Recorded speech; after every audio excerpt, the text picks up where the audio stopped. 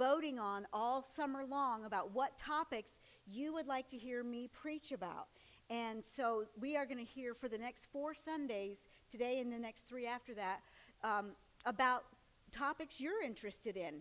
And so one of those topics is one of the books of the Bible, and I'm going to see if you can figure out which topic it is. You may remember what all things were on the list, or you may not, but see if you can figure it out. Would you believe it? Would you believe it if I told you that there's a book of the Bible that never mentions God?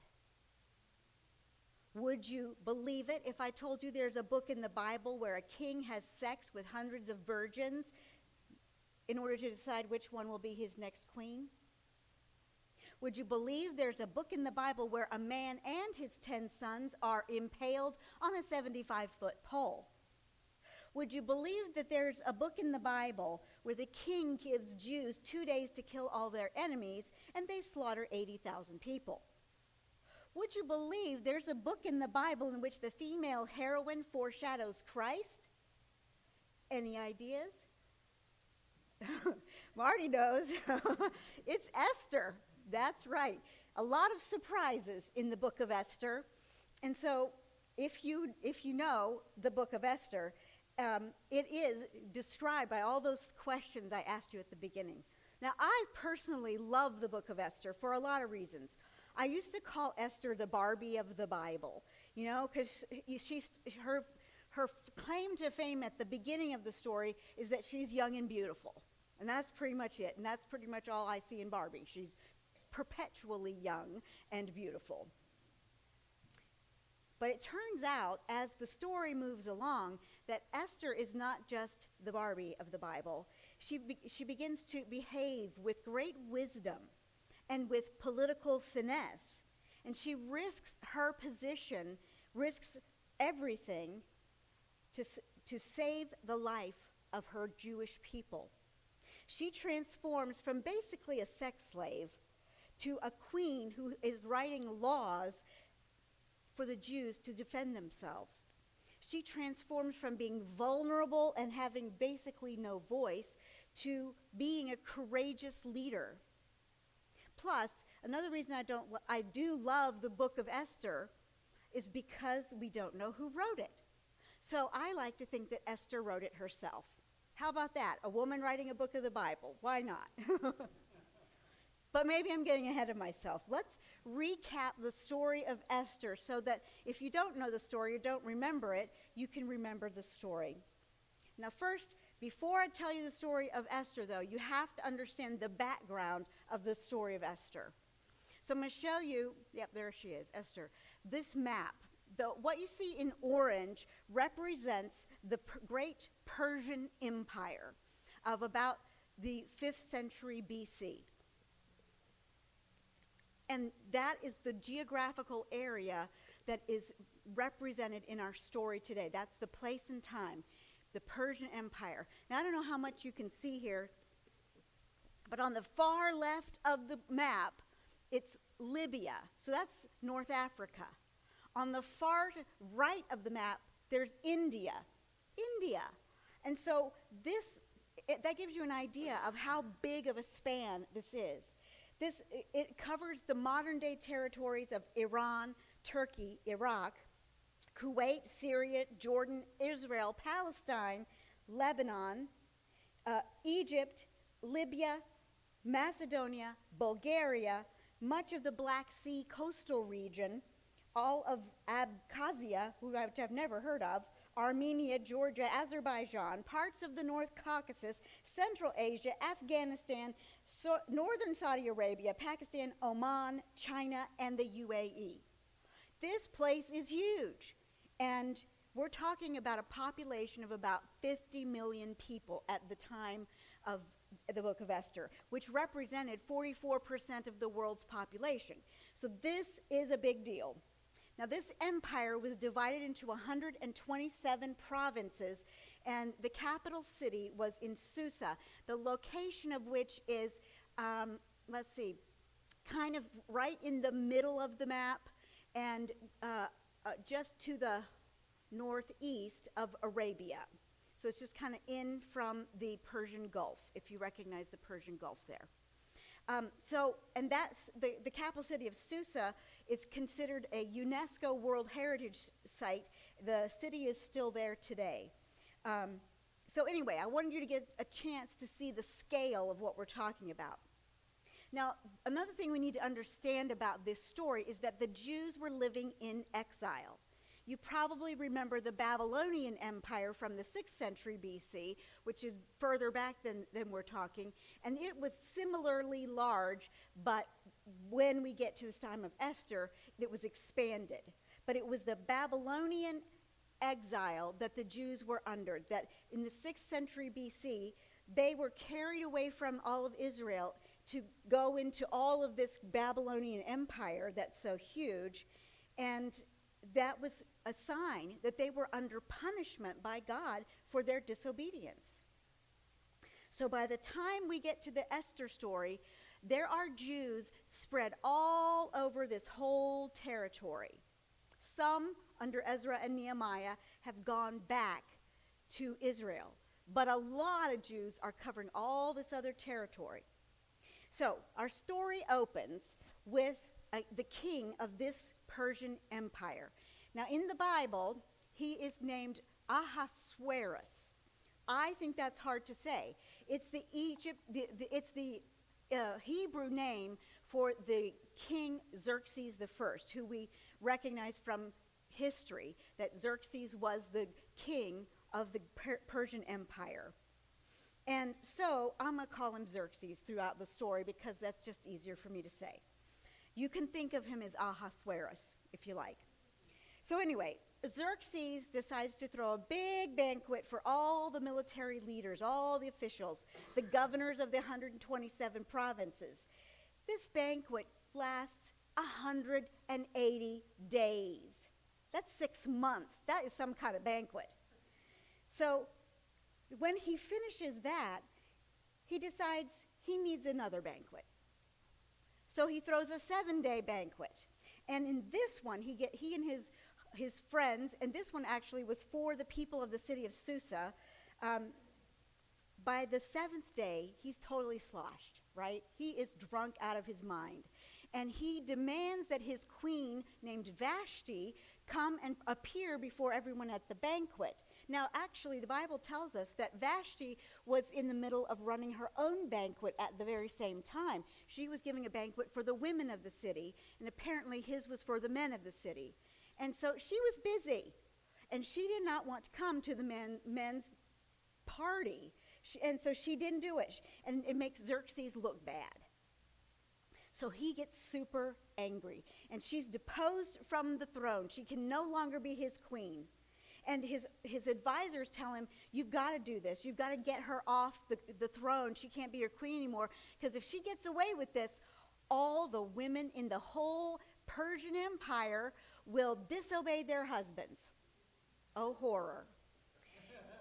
So they enact a law saying that men should be the masters in their own homes. Interestingly, that's the only place in the Bible where it says that, and it's coming out of these pagan mouths. Yeah. So anyway, it's out with Vashti, and she's no longer the queen. And Xerxes decides, I need a new queen. So here's what he does. He orders that all, get that word, all is from the Bible, all the young, beautiful virgins from all the 127 provinces be taken. That's a lot of young women.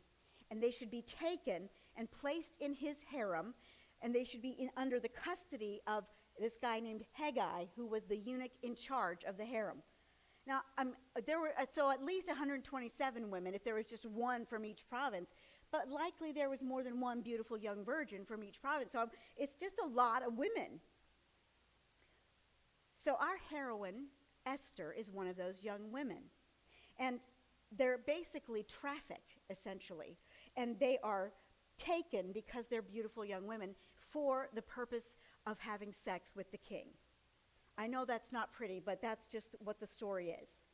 So I don't know how many virgins King Xerxes went through till he got to Esther, but all of these women had gone through beauty treatments for at least a year before they went into the king. So I don't know what Esther did to please Xerxes when it was her turn. The Bible doesn't tell us that.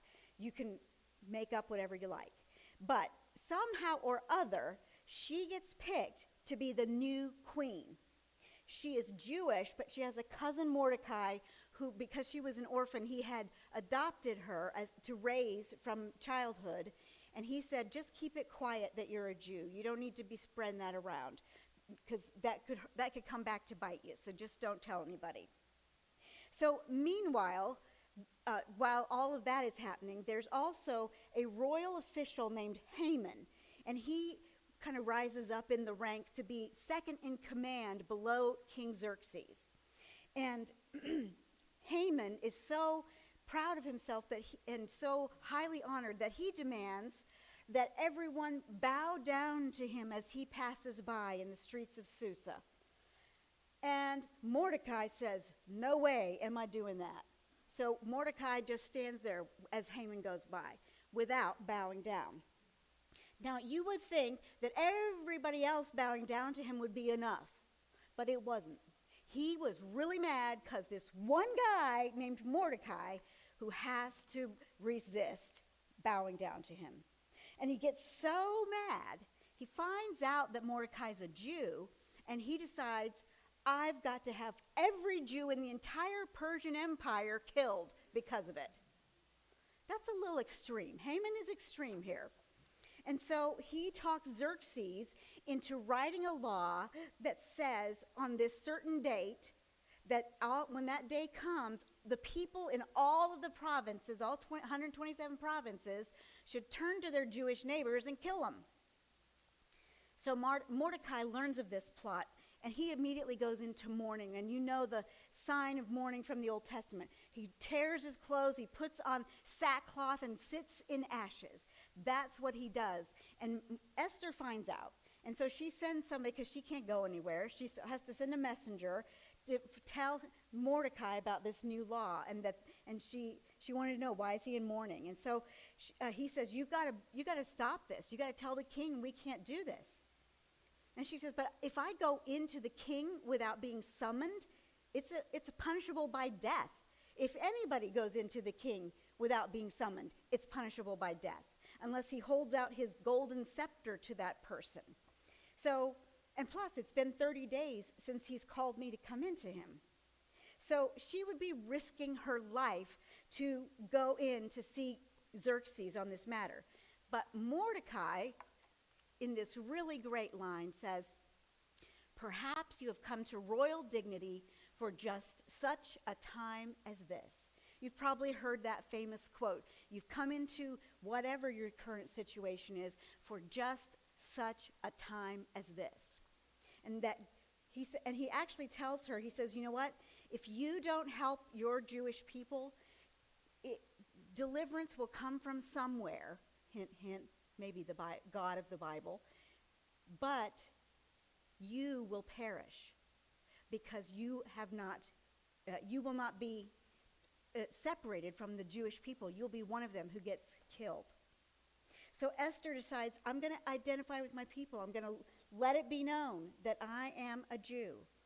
And she tells Mordecai, take all the Jews in the city of Susa and pray, and, well, she didn't say pray, but we assume she's praying, along with fasting, food and water for 3 days. And she says she and her group of young women in the harem will do the same thing. Then she says, I'll go into the throne room after we've all fasted for 3 days. And I will attempt to approach Xerxes. And now her famous quote, she says, and if I perish, I perish. You may have heard that one too. And that shows this great courage that she's gone from just kind of doing what everybody tells her to having the courage to risk her own life for her people. So what happens? At the end of the fast, Esther does go into the throne room. And what's going to happen? Xerxes does hold out his golden scepter to her so she doesn't die. And so he says, what do you want? Why are you here? And instead of telling him straight out about this plan to kill all the Jews, she says, why don't you come to a banquet? They love banquets in this book. There's like a bunch of them. And so she says, come to a banquet tonight that I'm going to prepare just for you and Haman, top 2 people in the Persian Empire. Just come to dinner at my house. So that night at the banquet, again, Xerxes says, so what is your request? What is it that you want? And I don't know for what reason she does this. Maybe she's scared, or maybe it's just good politicking. But she says, come to another banquet tomorrow night, and then I'll tell you what I really want. So Haman and Xerxes leave, and the next day, Haman is bragging to his wife, I just got to go to a dinner at the queen's house, and it was just me and the king who were invited. You can imagine how big his head was getting. But he goes on to say that even that honor does not take up for the fact that Mordecai will not bow down to him. He's still mad about that. And so his wife and his friends are like, just put up a 75-foot pole, sharpen the point, and have him impaled on it. So he does it. He creates this pole, but then he doesn't have time to do anything else that day. So at the end of the day, he goes to this second banquet with the king at the queen's palace. So just keep that 75-foot pole in the back of your head. It'll come back. So at the second banquet, Xerxes again asks her, what is it that you want? And she says, I want my life to be spared, and that of all my people. For you see, I'm a Jew, and there has been a law enacted that all the Jews should be killed. We've all been condemned to death by law. And so Xerxes, you would think, would have remembered signing that into law, but apparently he didn't. He says, what brought that about? Who did this? And her answer, Haman. It's all his fault. He's the one who got you to sign that law. He's the one who wrote it.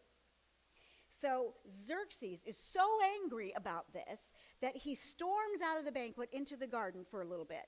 Haman, meanwhile, is still left there with Queen Esther, and he throws himself on her couch where she's sitting, and he's begging, please don't let me die because of this. Please save me. And so he's begging her because he realizes his situation is dire here because the king is so angry at him.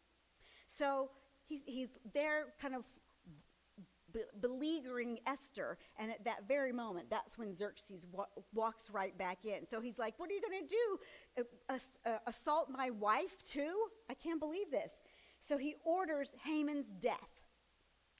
And the servants just kind of looking around go, King Xerxes, we've got an idea for you.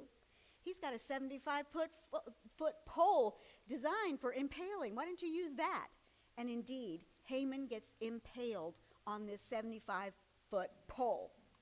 And Mordecai replaces him as second in command of the whole nation, the whole Persian Empire. But according to the way they wrote laws back then, you couldn't have Congress take a vote and overturn the law. You couldn't have the Supreme Court make a ruling and overturn the law.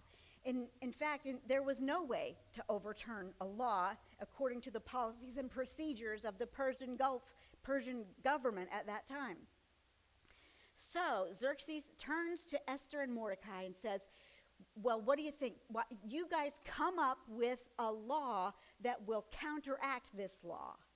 So they write a new law that says that all the Jews are allowed to defend themselves. He stamps it, Xerxes gives them his signet ring, they stamp it, and it's sent to all 127 provinces in all of the languages, all of the many languages that are spoken in those provinces. So the day comes that was set aside for the annihilation of the Jews, and the Jews are armed and ready, and they wind up killing 5,000 people that day. And this is such a victory that Esther and Mordecai talk to Xerxes again and say, give us one more day to defend ourselves. So one more day he gives them, and they kill an additional 75,000 people. Now, that seems like overkill if you ask me, but bottom line, the Jewish people were saved, and everybody lived happily ever after. So the book closes explaining that great feasting and rejoicing took place amongst the Jewish people after this great victory and this this rescue that God had sent their way.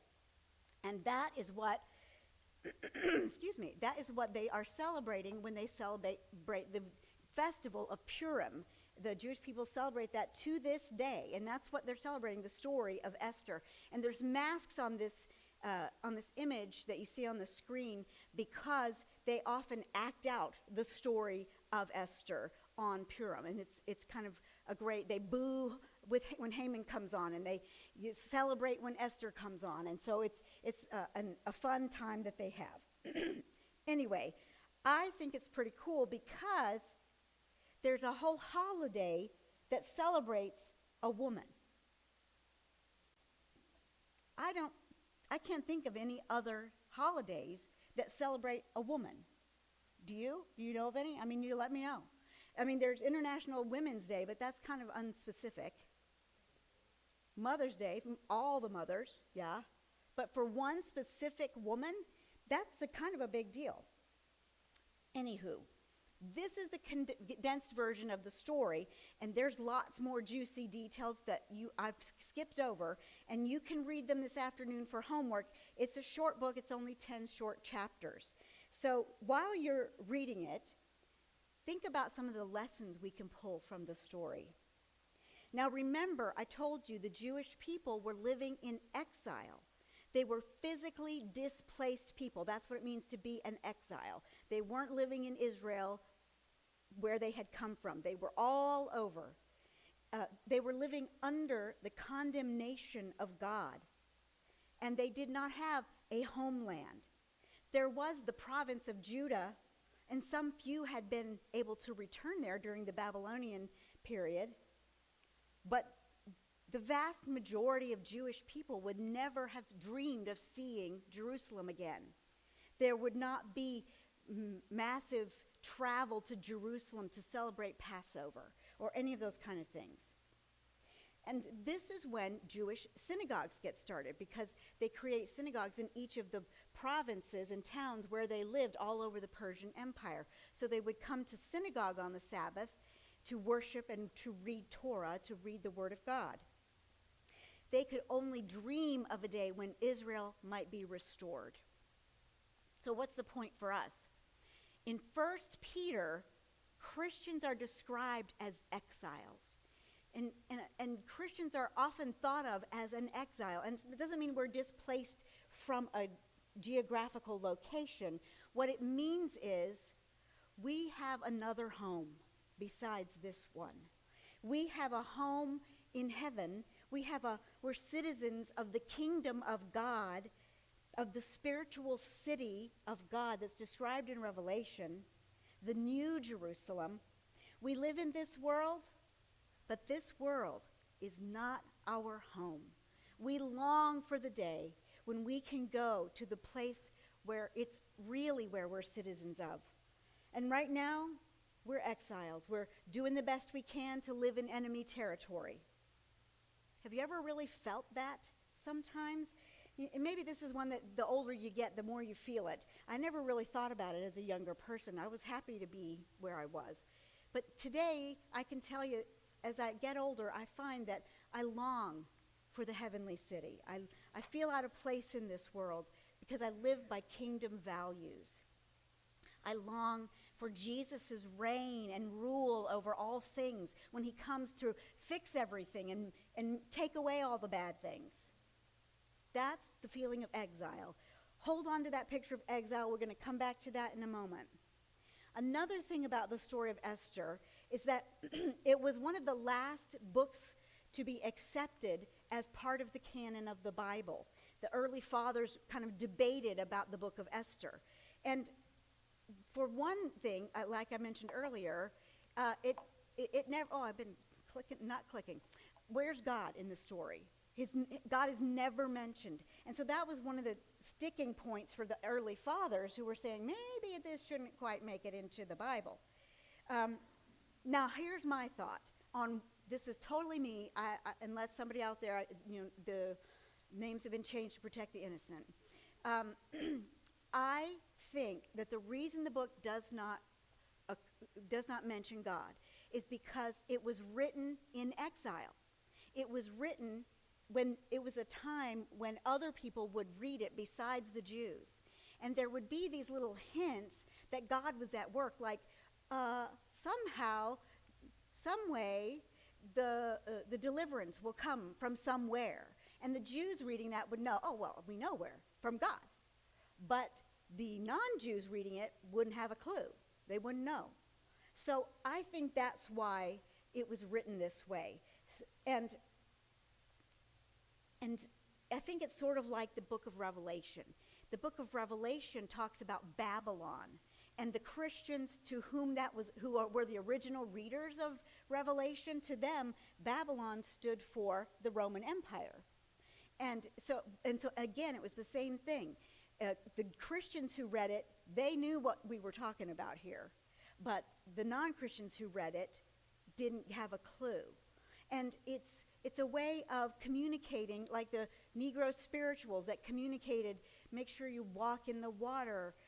And there's this spiritual that says, walk in the water. I don't remember how it goes, but it's got more meaning. The slaves knew it meant walk in the water so that when you run away, so that you will avoid the dogs who are sniffing after you. It's a way of communicating without communicating. So anyway, that's what I think.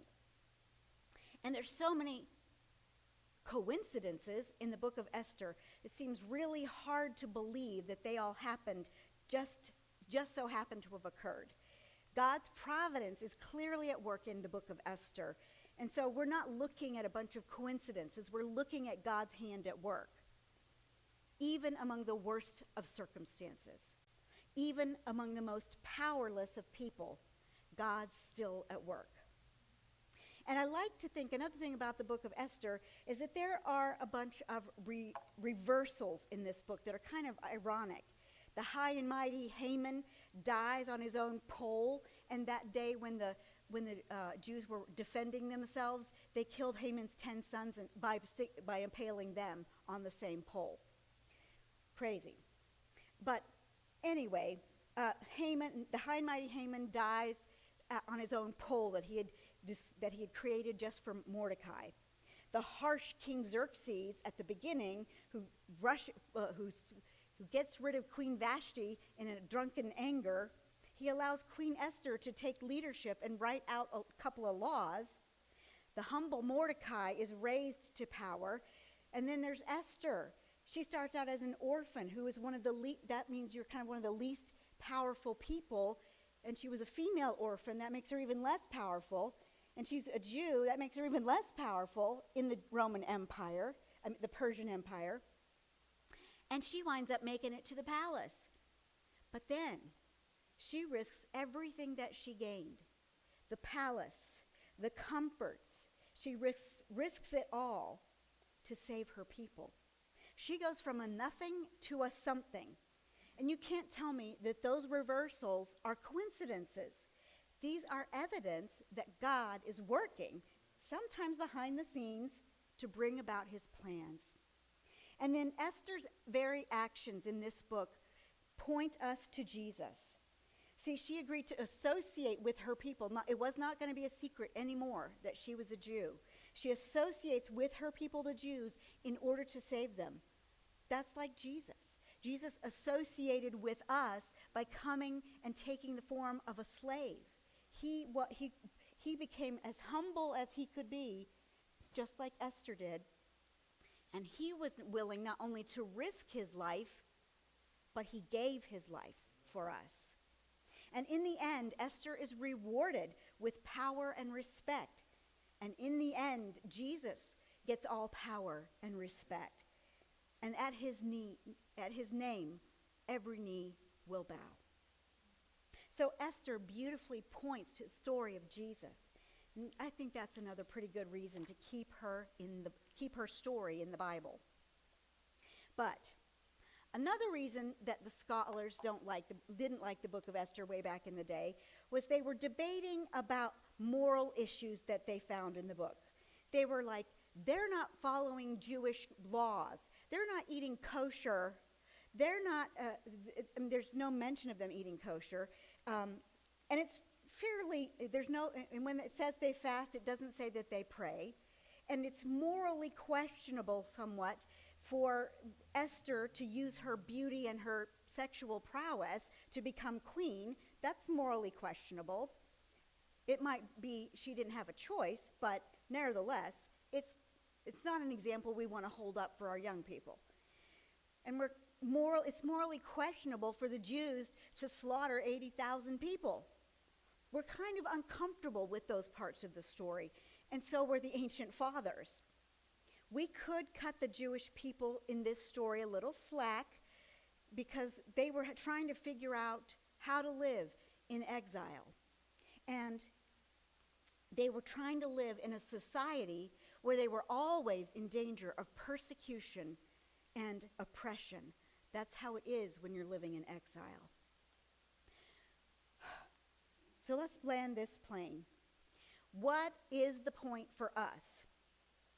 The point is, even when we're living in exile, even when God seems to be silent, even when we're having trouble making good moral choices, God is still at work. Chronologically, the book of Esther actually occurred at the very end of the Old Testament period. And so if we were going to put the Bible chronologically, all the books in the order in which they actually occurred, Esther would come last. And then next, what do we get next? 400 years of silence. I think that the fact that this story occurred at this moment in history was something for the Jewish people to hold on to for those 400 years of silence. Where's God? So that they would say, but God is still working. Even if he's going to be silent for 400 years, God is still working. And they had 400 years of no prophets, no miracles, no signs and wonders, no messages from heaven. So Esther is this final reminder before they go into 400 years of silence, this reminder that God is still at work, God is still moving, God's divine purpose and plan are still being executed. And that's a truth you can hang your hat on. Even when you can't see it or feel it, God is still working. And maybe that's a reminder that you needed this morning. Amy talked about it. What are you going through right now? You need God's faithfulness. Maybe you can relate to that feeling of exile or radio silence from heaven or moral choices that are hard to make. God is still on his throne. God is still at work in your life. God still has a plan for you that he is working out even now. So this is a good morning for us to remind ourselves of that truth. Steve's going to come. He's already come. Steve has come to lead us in the song Waymaker. You'll recognize it because we've sung it before. But we're going to sing it together as a reminder that God is still working. Now let's see if we get, there it is. God is still working. We're going to have to go backwards to get the words of the song. So just pretend you didn't see all this.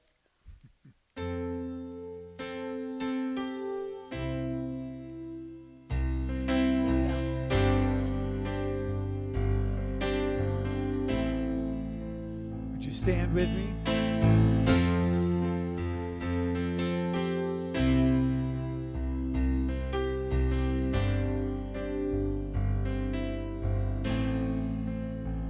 You are here, moving in our midst. I worship you. I worship you. You are here, working in this place.